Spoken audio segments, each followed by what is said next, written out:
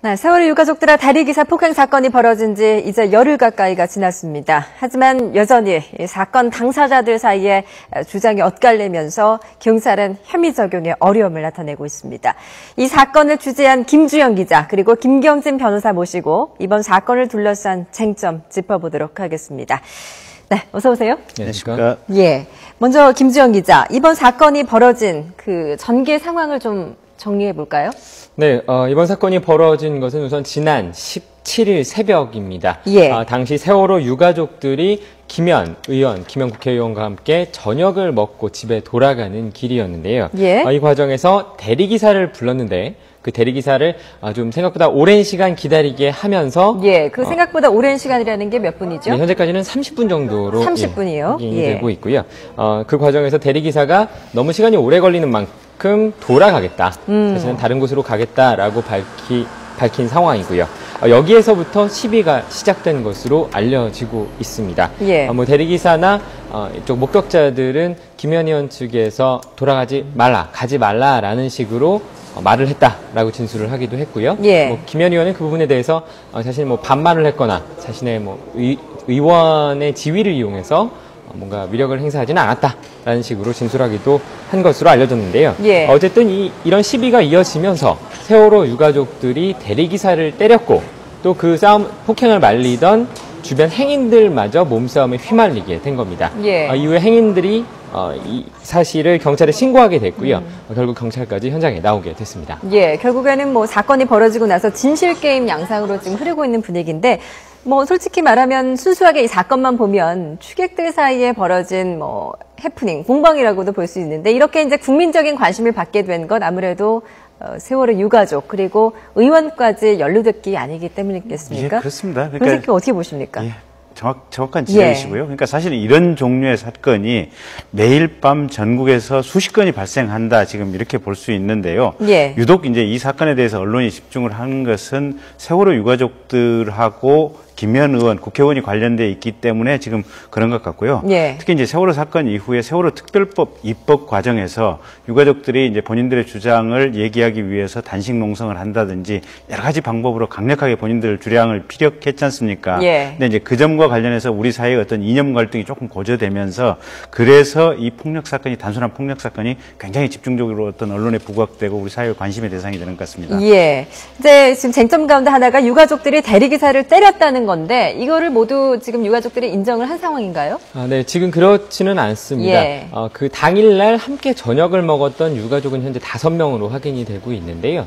그 중에 우선 1명은 폭행 현장에 아예 없었던 것으로 확인이 되어서 예. 혐의 자체가 없는 것으로 우선 확인이 됐습니다. 예. 그리고 나머지 4명 가운데 김병권 전 가족대책위 전 위원장은 자신의 혐의를 인정한 상황이고요. 예. 그럼 이제 3명이 남는데 그 중에서 2명은 일부만 혐의를 인정하고 1명은 아예 혐의를 부인하고 있는 상황입니다. 예.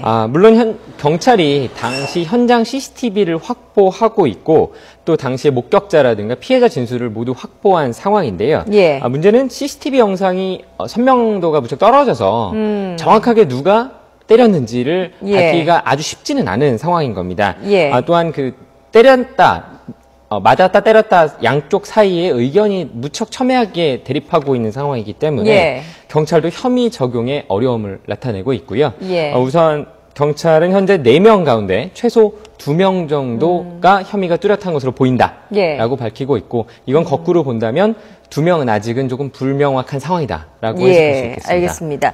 이렇게 이제 진술이 엇갈리는 상황에서 이제 믿을 수 있는 건 CCTV인데 네. 지금 이제 김 기자 말씀대로 좀 네. 화질도 불분명하다고 네, 하고요. 네. 이런 상황에서 어떻게 혐의를 특정할 수 있을까요? 어떻게 보세요? 경찰이 최대한 특정을 하는 수밖에 없습니다. 특정을 예. 하는 수밖에 없고 만에 하나 특정을 해내지 못한다면 결국은 이제 형사소송법의 가장 일반 원칙인 의심스러울 때는 피의자의 이익으로라는 법 원칙에 따라서 이제 해결할 수밖에 없는데요. 예.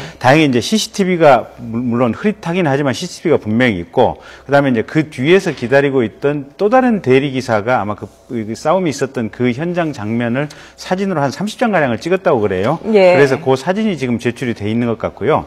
그다음에 어쨌든 객관적인 목격자가 총 지금 대질 신문할 때 3명 말고 한 3-4명 정도 더 있는 것 같습니다.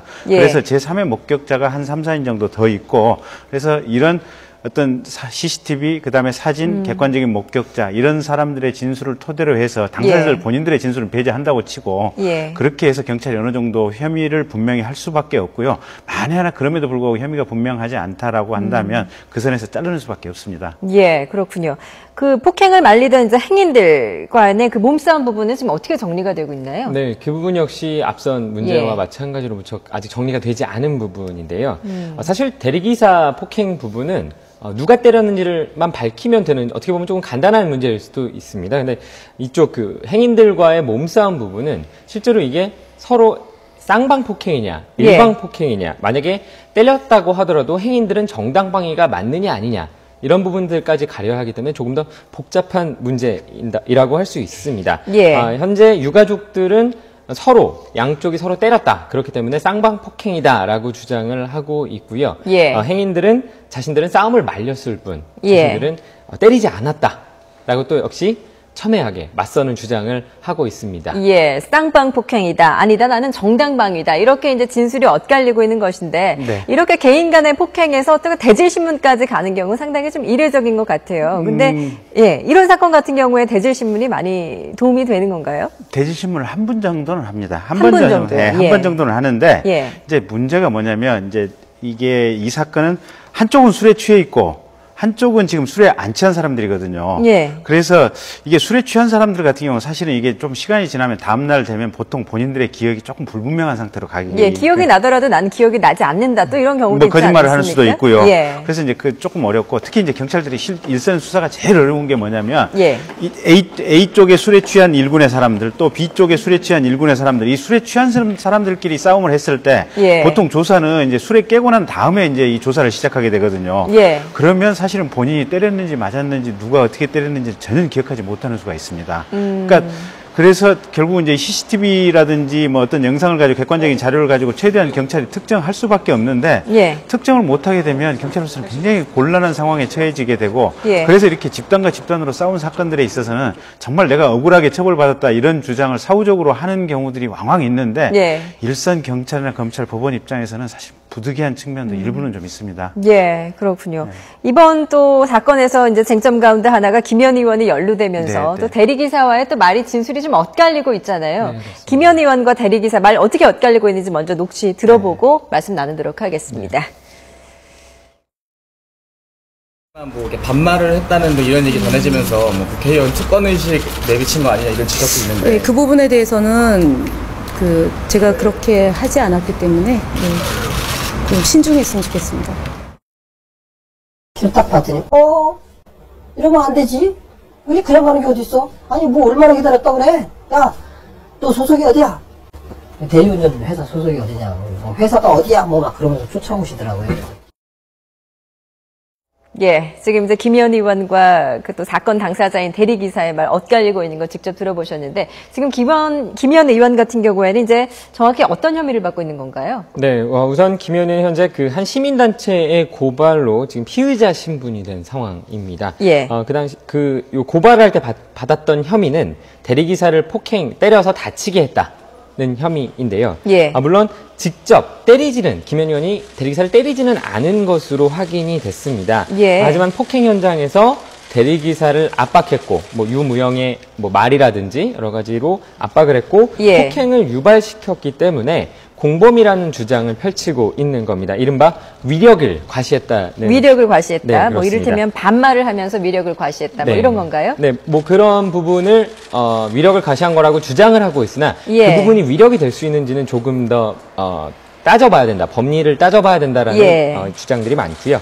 어쨌든 행인 측 변호인이 이런 내용으로 역시 다시 고소를 하는 방안. 앞에서는 시민단체가 고발을 한 것이지만 직접 이 사건과 관계된 행인 측 변호인이 다시 고소하는 방안을 검토하고 있다라고 밝히기도 했고요. 이 이외에도 경찰은 업무방해 또 그 대리기사에 대한 모욕죄 등에 대해서도 검토를 하고 있다. 법리 검토를 하고 있다라고 밝히기도 했습니다. 하지만 경찰 관계자는 이들 혐의들이 그렇게 강하지는 않다.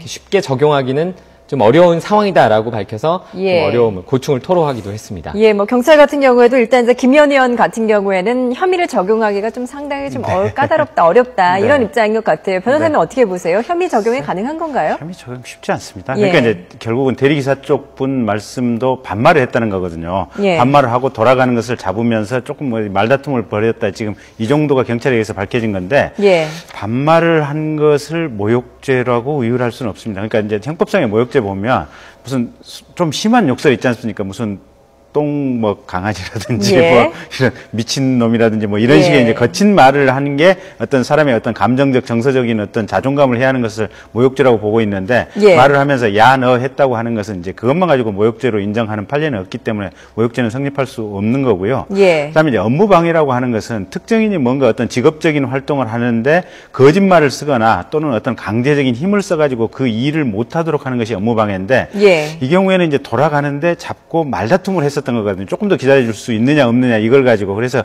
그것만 가지고 업무방해로 의율할 수는 없는 것 같고요. 예. 김현 의원에 대한 부분은 결국은 지금 폭행죄의 공모 공동정범이 성립하느냐 마느냐 이제 이 문제인데 예. 전체적으로 이제 피해자 쪽에서는 피해자 쪽 변호인들은 성립한다고 얘기를 하고 있는데 제 개인적인 견해로서는 그 정도만 가지고 이제 어떤 공모 공동정범이 성립한다고 볼 수 없는 것 같고요. 예. 김현 의원에 대해서는 어떤 국회의원으로서 적절한 처신 유무 그래서 사회적 도덕적 어떤 비난 여부가 문제될 뿐 예. 법적으로 처벌할 수 있는 그런 상황은 아닌 것 같습니다. 예, 법적으로 처벌은 좀 어려운 부분이고 네, 일단 네. 국회의원으로서의 도의적인 책임을 네, 져야 네. 한다 이런 말씀이셨습니다.